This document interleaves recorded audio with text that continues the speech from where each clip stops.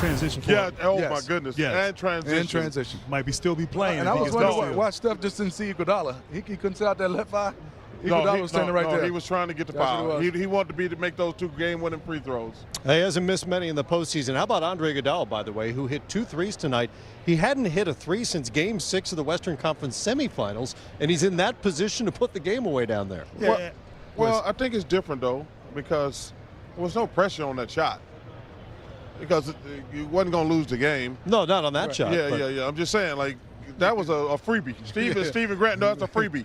Now, if it's a tie game or you're down, he might not have made one since that series. But when you got the ball in that situation, it's really a freebie, Matt, to be honest with you. And he had so much time. Nobody even came and ran out. You got to at least still have a try a rotation. Somebody. He got his feet set, and he's going to knock that one down. They were scrambling at that point, and now we head back to the Bay Area, tied up at 1 apiece. What do you feel like we've learned here through 2 games? Well, I think, we've seen Toronto can be up and down offensively. I thought they were as good as I've seen them all season in Game 1, Game 2. They had opportunities. Look, Golden State played well, but Toronto could have won this game even as well as Golden State played offensively. They missed too many shots offensively, wide open threes. A few times I remember Ibaka missing some easy hook shots in the paint. They couldn't convert. And sometimes we talked about earlier, it was a miss or make league. I don't think you get too frustrated with how you play. I think you want to, maintain your level of confidence. Golden State, obviously they want to get healthy. We don't know about Durant's situation, Klay Thompson, where he's at. And obviously, as Draymond said, it's going to be easier playing at home, feeding off the momentum of the crowd and so on and so forth. But I don't know if I'm too discouraged if I'm Toronto. I think there's some positives to take from tonight's game. They could have won this game and maybe feel like they should have. And they just got to regroup, refocus, and really come together and be at their best on the road where it's tough. Obviously a tougher environment. For me, Charles and Grant, you look at Kawhi, there's no answer for him. No. Siakam had a tough game. He's a youngster.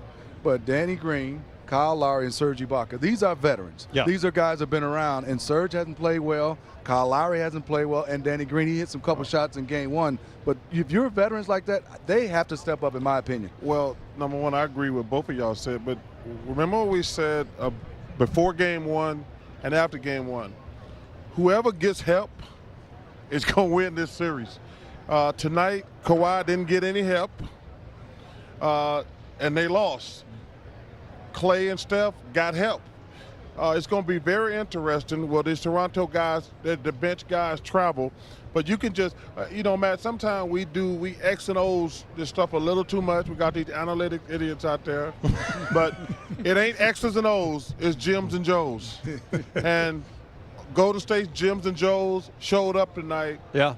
And the Raptors did not. You can just look at the stat sheet and it's simple. Toronto bench role players played great in Game 1. They were up 1. Tonight, Golden State bench players played fantastic. At some point, we think about this game so much. It comes down to playing well most of the time. And whoever bench and role players play the best is going to win this series. You saw that in the first 2 games, and that was it. Well, and Toronto shot better than 50% in Game 1. They shoot 37% in Game 2. That's some of the shot making and missing that we talked about as well. Let's take you inside, get thoughts, including on the injuries from Steve Kerr. Okay, we'll take questions for Coach. Mark, first question here in the front. Area news group want to see if there's any new information on Klay and Kevon with their injuries. Not really. Klay said he'll be fine, but Klay could be half dead, and he'd say we'll see. He pulled his hamstring.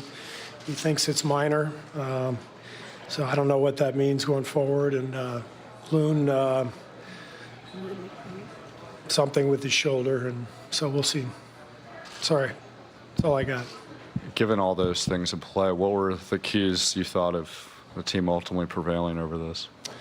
Well, I said yesterday and today that 109 points is plenty to win the game.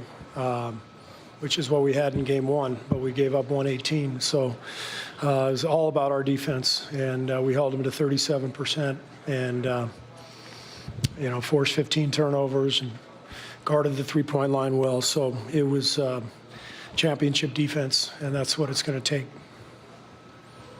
Nick, back left, standing. Steve, Nick Friedel, ESPN. How would you put into context the performance DeMarcus gave you, given the fact that he's missed 6 weeks and he tore his quad? I thought he was great. I mean, we came in thinking, all right, he can, maybe play 20 minutes, and he gave us almost 28. There was only one time in the game when he needed a rest, which was mid-fourth, and we gave him a couple minutes and then got him back in the game.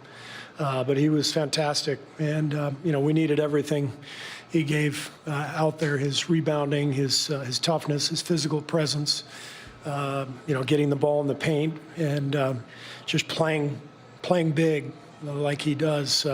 We needed all of that, so I thought he was fantastic. Phil. All right, from Steve Kerr, let's hear Nick Nurse's initial thoughts on the Game 2 loss. Doug, here on the left. Nick, Doug Smith of Toronto Star. You talked earlier before the game about Kyle and his foul trouble and trying to avoid it. Tonight, do you think it and the other guys' issues just caused some flow problems for your rotations? A little bit, Doug. I just think we had a few guys in foul trouble kind of early and first half, and then third quarter as well, and then fourth quarter. So I don't know. We got to, you got to play physical basketball, but you got to be able to adjust and all those kind of things, and try to stay out. And then you got to avoid the silly ones too. That's all I got. Do you see Kyle sometimes maybe getting some silly ones because he's a little over aggressive? Well, I got to look at him, right? I know one, he's a great charge taker, right? And I know one of them was possibly a block charge, and those are tough. They go each way. But maybe that sixth one, I didn't really see it in the game. So, in the backcourt, probably 80 feet or so from the basket, those are ones you got to be careful, especially when you got 5. But I'll need to look at that first. Tim, back right. Nick, Tim Reynolds with the AP. Back to the other side. Hi. When the next 2.5 days before you guys get back out there, how much are you going to be thinking about the first 6 minutes of the half and how that just was obviously very uncharacteristic for the way you guys have been playing for the last couple months? Yeah, I mean, I'm certainly going to have to look at it. And, I've always said, even this series and the last series, that offense is really important, taking care of the ball and scoring it, because if you don't, they're coming at you really fast the other way. And again, we've got to be able to get our defense set up, and it's a lot harder when you're not taking care of it or scoring.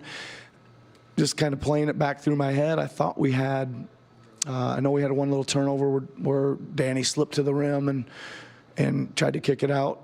But I think, Mark had a couple real nice little looks there, and we had 4 or 5 decent possessions there, and we just came away empty on all of them. And then we had probably 4 or 5 that were not good possessions either. So, certainly the offense hurt the chance to get the defense set up there. So, yeah, I'm going to have to rewatch that. I'm probably not going to enjoy that very much, but I'm going to have to check it out. Right here in the second row in the center. Coach Kayla Gray, TSN. You guys got a little bit of life there from Fred VanVleet for a moment. I'm just wondering what you saw from him in the minutes that you got from him. 30. Yeah, he played a lot. What did he play tonight? 38. Almost 40. Yeah, he was good. Obviously, he was working really hard on defense too. Guarding Curry. He was running the team. He was making really quick decisions off the pick and roll. He had some good looks. He probably hadn't played that many straight minutes in a while. I think he had a couple that are late. He was probably a little tired, but he kept taking them and stepping into them. But 17 points from him is great, and running the team the way he did is great. All right, first thoughts from Nick Nurse on the Game 2 loss. Oh, they're waiting for you at Oracle in Oakland. Final days at Oracle Arena, starting with Game 3 on Wednesday. We're back here with more Game 2 coverage. Playoff series, the Warriors win a road game. That is an NBA You record. made me nervous then. I thought you was talking into Bunnings. What? I thought you were going into Bunnings in the 23rd. No, it's about the 3rd, Matt. 23rd. Okay, thank you. 23rd. I thought Chuck rubbed off on you, I man. thought Matt learning the Bunnings from the brothers. Damn, Matt. Let's take it back inside. Third quarter, we didn't play well enough. We missed too many shots. They got out in transition and got a little bit of confidence going. Third quarter, we lost the game there, and we fought back and did a great job. But we got to I think we just missed some looks in the third quarter that we usually make. Defensively, the breakdowns in the third, where did they come from? Was it more in the Transition, you know, missing shots and not getting back on defense hurt us. And not letting us be able to set up our half-court defense kind of hurt us. Did they change how they defended you guys compared to game one? No, we still got a lot of shots. We still got to where we wanted to get. We missed more shots, than we made the other night. You've been in quite a bit of foul trouble over the past 2 games. Is it something that they're doing to draw fouls? Nah. Some of the things I don't agree. Some of the fouls I don't agree with, but they're called. Is this one tough to stomach given the position you guys were in early? I mean, it is what it is. First and four. They're the champion, the defending champs for a reason. They came out aggressive. They came out assertive. We made a big run. They made a big run third quarter, and it's the first and four. I think we gave ourselves a chance to get better and to be better. So we got a lot of room for growth. When you're playing under foul trouble, how does that impact your A lot. It affects a lot. It takes me off the floor. You have to be more careful when you have the 5 there or the 6 that gets picked up. Man, listen. I'm not gonna get in trouble, but a lot of things that a couple of them I think were I didn't think I fouled, but they were called. And you gotta just keep moving on. At the end of the day, I gotta put myself in a better position not to foul. Thank you. Kyle Lowry's a smart veteran player, an all-star, but some of these fouls were just unnecessary. That 6th one in particular, as Nick Nurse said, like 85 feet from the basket. Well, first of all, he got to be smarter for 2 reasons. Number one, he's got to guard Steph Curry. So you're going to get X amount of fouls guarding Steph Curry. And secondly, you can't do stupid stuff. I guess Kevin McHale's the best I played against. Karl Malone. Those guys, when I guard those guys, I'm going to get an extra couple of fouls. But he's got to be like, okay, I'm guarding Steph Curry. I'm going to get 3 fouls, maybe 4. I can't get any stupid fouls. And he's done that tonight, and he can't do that. Well, Chuck, in that press conference, Nick Nurse talked about just overall, fouling unnecessarily. And Jeff Van Gundy talked about it in the first half. He said, look, a team that's struggling to score, you're putting them on the free throw line early. And, the thing about that, 1, you get in the bonus quicker. But 2, you just seeing the ball go through the basket. The complimentary guys getting to the line, being able to step up there, make a free throw. That can get you going on the offensive end. Jeff Van Gundy, him and Mike Breen and Mark Jackson do a fantastic job. But he talked about that because it happened in another series back a couple series ago. He's like, when they can't score and you give them free throws, making them walk 94 feet, and that was really because they were close to getting blown out here. Oh, Golden State was really struggling offensively early in the game. But they just kept walking up the court shooting free throws. Yeah, Van Gundy was great on that point. Yeah, and for Kyle Lowry, you run it through screens. Some of these fouls, I just don't know where his mind was. I think for him he has to understand he needs to be on the court. He was making shots, playing better. Fred VanVleet was also guarding Steph. You got to come out and know Klay Thompson, be much smarter than that. And I think for them they got to find a way to get some points in the paint off a post-up. They get no points, Chuck, other than Kawhi Leonard down in the block. And we really didn't see Gasol posting up tonight. We saw little of that in game 1. Well, because I think that they never got going offensively. And the 2 guys who got to go down in the box is Ibaka and Gasol, and they never forced the Warriors to switch to as much as they did in game 1. And listen, but Grant said it best. I'm not totally depressed if I'm the Raptors. And now it's a waiting game on the Warriors' injuries. Yeah, absolutely. That is the storyline right now moving forward. Who's going to be available for game 3? Matt, 2 things also stick out as we sort of recap things. 1, we talk about DeMarcus Cousins, how he played. I don't think Toronto expected him to be that good. Agreed. So I wonder if they really had prepared for this DeMarcus Cousins that we saw. Or for him to be in the game that long. Exactly. And then also, too, I just thought there was a moment there, from 8 minutes left in the fourth quarter to about 3 minutes left, where Kawhi Leonard didn't have the ball in his hands. Right. Yeah. And they were coming down the court, and he was on the wing. And a few times the ball would come to him on a kick out. He'd shoot a 3, a contested 3. Yeah. I like him with the ball in his hands. No He did that question, against no Boston. question. He did it against Milwaukee. Yep. And sometimes when you have a great game and everyone plays well like they did in Game 1, it can be fool's gold a little bit, and you get away from who you are. I wanted the ball in his hands. You're trying to make a push. You're down. And I just felt like, now maybe it's fatigue. Maybe he was tired. We don't know. But I want the ball in Kawhi Leonard's hands every possession in those And moments. I'm with you, Grant. I think fatigue because he's seeing so many different bodies. He saw Livingston, he saw McKinney, he saw Iguodala.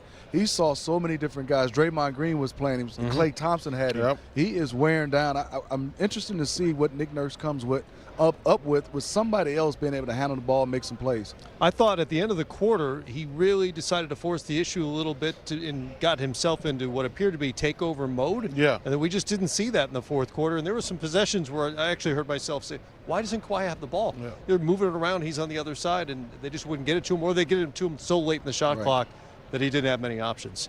Let's take it back inside again. Steph Curry and DeMarcus Cousins at the microphones. DeMarcus. Right here. Mike Bond with Rolling Stone right here. To come back and have a big game, breakout game like you had tonight, just how good do you feel right now? It feels great. I've leaned on my teammates throughout this moment and throughout this whole process, and this was an incredible moment for me. But I'm not satisfied, and looking forward to Game 3. Steph, what did you make of DeMarcus tonight? He was special. Obviously, he's getting more comfortable, more minutes, and playing aggressive when he's out there. Puts a lot of pressure on their defense, and even on our defensive end, making his presence felt, blocking shots, being in the right place at the right time, and it's a big lift for us. I know he's been waiting a long time to be on the stage, and obviously with his injuries, he's taking the challenge of inserting himself and making that transition smooth. So it's been fun to watch. More to come. Tim, standing in back left. Athletic. DeMarcus, what was your reaction when you got word that you would be starting, and what were the days or hours like leading up to knowing that you're going to get this start? I was just like, cool. I told Steve coming into this, whatever he needed from me, I was okay with it. If it's coming off the bench, if it's starting, if it's playing, 8 minutes or 40, I'm cool with it, whatever. So, I want to come in and help the team with whatever's needed. And when I step on the floor, I'm going to leave it out there. Again, back left. Logan Murdoch, NBC Sports Bay Area. DeMarcus, you went through two, catastrophic injuries, particularly with the quad most recently. What is it in your DNA that wouldn't let you miss this season? One, I want to be on this stage. This is what I've worked for my entire career, to be on this stage, to have this opportunity, to play for something. But, once they told me I had a slight chance at, being able to return, it basically was up to me and the work and the time I put in behind the injury. It was up to me. So, I put the work and the time in, and with God's grace, I'm able to be out here and, play the game that I love. So, with that, I've told y'all before, I don't take any of this for granted. I've seen how quick this game can be taken away from you. So every chance I get to go out there and play, I'm going to leave it on the floor. Tim, back right. Steph, Tim Reynolds with the AP on this side. You guys have used the strength in numbers mantra now for a long time. And, have there been too many more nights where that might have rung more true than this one? Steve said that he was thinking DeMarcus's cap would be 20 minutes. He played almost 30. Quinn Cook making the threes. Andre, obviously, with the shot that won it, and there's a shot that sealed it at the end. The strength in numbers, I know it's been around for a while, but tonight it had to mean a lot more than maybe it has a lot of nights. Yeah, I think when you get to this stage, who our DNA shows up. So it's not something you just throw out there to have nice shirts and give out to the crowd at Oracle and have all this marketing stuff. It's literally like how we approach every day from training camp to June. So how we support each other, how guys stay ready throughout the year, whether they play like you said, 30 minutes or miss 10 straight games out of the rotation, whatever it is. Coach always talks about it, that everybody's going to have a chance to help us win a championship at some point, and just to stick with it and be patient. And it shows itself over the course of a season. And tonight was huge. And we need 3 more wins, and we need it to keep going. But that's a part of who we are in our DNA. It's not just what we say. Mark here in the front. Hey, Steph, Mark Medina, Bay Area News Group. It was said on the broadcast that you were entering the game dealing with some kind of illness. Wonder if you can kind of shed light on anything in regards to that and what you tried to do to fight through it. Just didn't feel right, but to start the game. But end of the day, nothing's going to keep you out from playing in a finals game if you can help it. So I have plenty of time to recover before Game 3. Don't really know what the cause was. Just didn't feel right. There you go. There's your explanation. Oh, Steph being sick. Yeah, y'all, you can't be sick when you miss, and then when you make shots, everything's fine. I don't think he said that. Man, Maybe he got why better. you set him up like that, man? Why you set him up? Come on, man. Burt Bondy really Come said on, man. Stop it. Please stop it. That was really Listen, Burt. he missed shots, then when he made shots, I feel 100% better.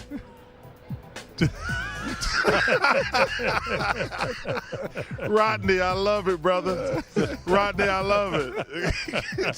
See, Bert set that up too. Now you like him. Oh, Bert. man. Bert's More a- post-game coverage coming up. Bert's a house husband to me.